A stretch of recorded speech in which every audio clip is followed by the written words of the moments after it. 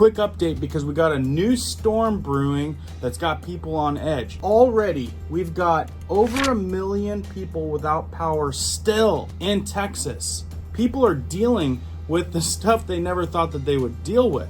Can you believe it? 4 days after Hurricane Beryl, Texas still got 1.3 million people without power. Homes and businesses, people walking down the streets with it looking like ruins. Businesses unable to operate, zero power, living in the dark without electricity. Equally as worrisome, we've got new hurricanes already brewing off the coast that I'm going to tell you about. And also I want to tell you about the increase projected hurricane season that looks kind of horrendous. Things you guys need to know and be prepping for because this could be a hairy season. What you need to know coming right up.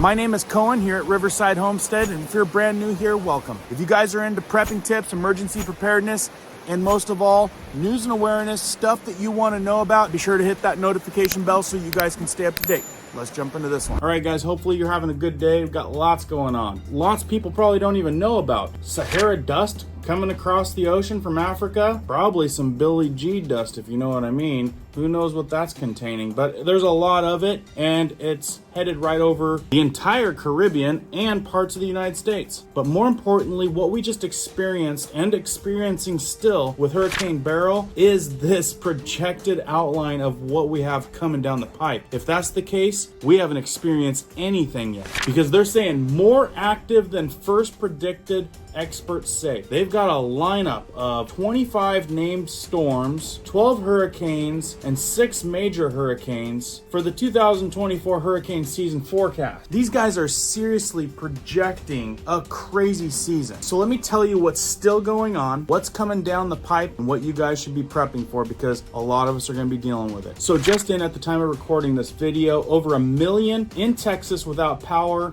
Freeport LNG restart pending after Beryl. This is crazy because about 1.3 million homes and businesses in Texas remained without power on Thursday, 4 days after Hurricane Beryl lashed the state with fierce winds and flooding, sparking frustration among companies, officials, and residents who were facing the extreme heat. Are you guys prepared for massive power outages? If not, and you're new to even any kind of emergency preparedness, you guys need to start thinking about water, food, and whatever type of power banks to at least run the lights and what you're gonna need for at least, if nothing else, at least a week. Because look, these guys are already 4 days in, zero power. Think about their refrigerators, folks. Anything in the fridge and freezer, circle in the drain. They're saying that the slow restoration of power continues hindering some companies' efforts to quickly return operations to normal. This means they ain't making money.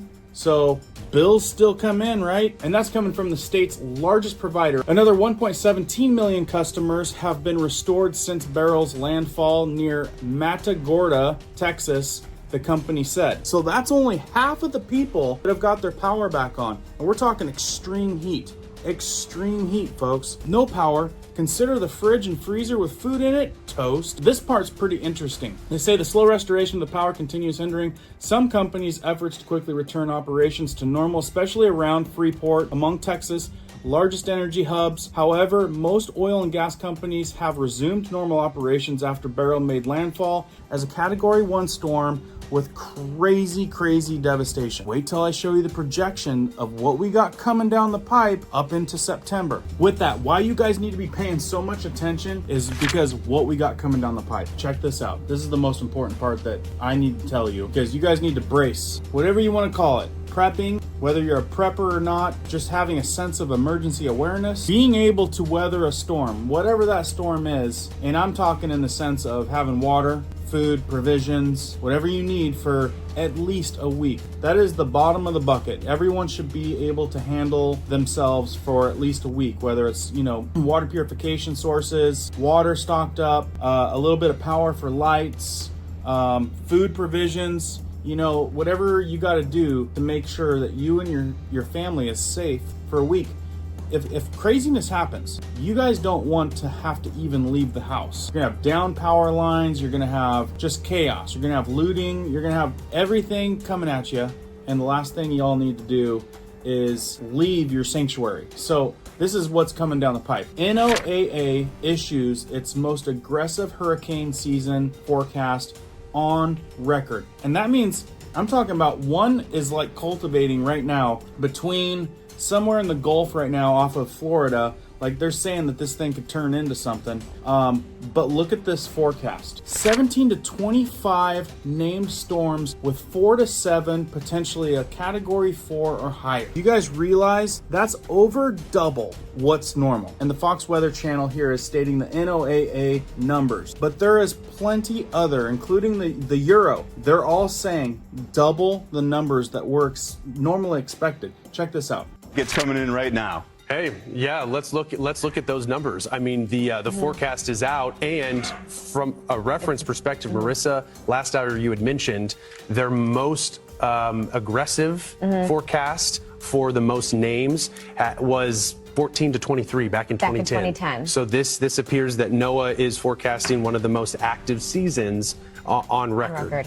New benchmark. And they give a range too. If you're looking and you're wondering about the numbers, NOAA giving that range 17 to 25 named storms. So, you know, when you consider what CSU gave us not that long ago, it's falling within that window.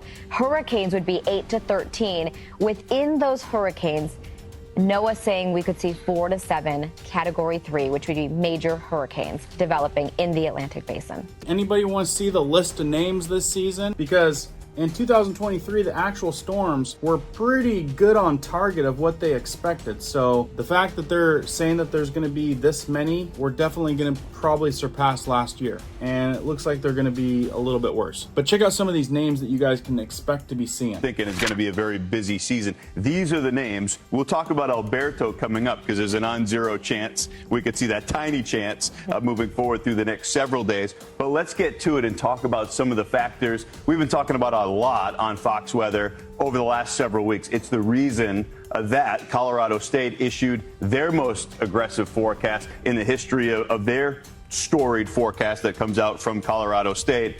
All right, guys, just for kicks, what name out of that entire group do you guys think is going to be category 4 or higher? You got to look at all those names. I mean, can you imagine what one is going to be the scare? We just had Beryl. That's a great name for a big storm because it barreled through, right? I'm looking through these names and I'm trying to think which ones got a lot of regular looking names on there. We got, I mean, Debbie, Kirk, Sarah. I mean, these guys, could it be Valerie? I don't know. Isaac, Oscar, Patty. Where do they even get these names? I think I learned that one time, but it passed. It didn't retain because it probably didn't matter that much. But maybe it's Francine. I don't know. You guys put it in the comments down below just for kicks. What storms you think will be a category 4 or higher? And then you'll know. When they finally hit, you'll be like, I picked that name. So anyway, moving forward. Now I said that was the NOAA forecast, but there's 15 other prediction forecasts, big outfits. Well, look at what he says right here. I mean, all of them are saying that it's going to be double than normal. So here we go. Roll this. This is what I was talking about with the consensus among agencies that put out seasonal forecasts. It's a lot to look at, but what you notice here is these are a lot of big numbers, none of which are very close to 14, which would be considered the seasonal average. This is what we were talking about while we were waiting on the forecast from NOAA. The Euro, 23 storms. That's the number of named storms, guys, but it doesn't tell us anything about where they would be. The ACE, to me, is more of a concern, considering that it's twice the expected amount in any given season. So like I said, I've already been listening to some of the speakers do their speeches from the NOAA and hearing what they have to say. Of course, they're like, we don't know where they're gonna hit. We just know that they're gonna form and have a high probability of forming. A lot of people lean towards the Euro predictions. I know I watch Ryan Hall, y'all. Like, I'm sure a lot of you guys that follow the weather, follow him. He's great. Ryan Hall uses the Euro models quite often. But check out this graph right here. You guys will relate to this graph because it's really easy to see how this is gonna pick up and what time of the year coming up that we're gonna expect to see some stuff. So right here, this is the hurricane season activity chart. You can see low, medium, high, very high on the left. And you can see right where we're at right now, July. We just experienced Hurricane Beryl. Hurricane Beryl, a massive storm and look at where we're at on the chart. We are on an uptick from here on out all the way, I would say, through October heavy, with September 10th, you can see, being the peak. So this is your hourglass, right? Just dropping the sand out on how long you've got to get your provisions, your prepping stuff in order so that you guys can have a little bit of emergency preparedness for whatever's gonna hit. We're already seeing record heat. We're seeing record, people are suffering right now, and then they're dealing with power outages, so they don't got AC. Like, there's a lot of things you guys need to think through what you need, because there's the ticking time bomb right there. With double the amount of storms, way more high category storms, it looks like it's only gonna get worse from here on out until we get through October. Even November is looking rough compared to where we're at right now. So anyway, I saw all this and I'm like, okay, this is another piece of news coming from Fox News that I think that is going to help you guys in your daily life. I think it's news and awareness that will affect our community. So I felt like I needed to give you this forewarning, for a lack of other words. So like always, put your seatbelts on, stay aware. I got a lot more coming down the pipe. Please share this if you find this valuable. A lot of people are gonna be affected by these storms. So for them to have a little warning that it's only getting worse from here on out, and we've got a lot to expect coming down the pipe, I think this is a good video, a good forewarning without getting too crazy, too in-depth, too lost. It's just a light sense of awareness of what's being predicted coming up here, with the peak being in September. Anyway, guys, keep prepping, keep learning, keep doing. Be sure the notification bell is still on so you guys don't miss an update. Here's a couple other videos that you may have missed. Be sure to check those out. Keep prepping, keep learning, keep doing. We'll see you on the next one.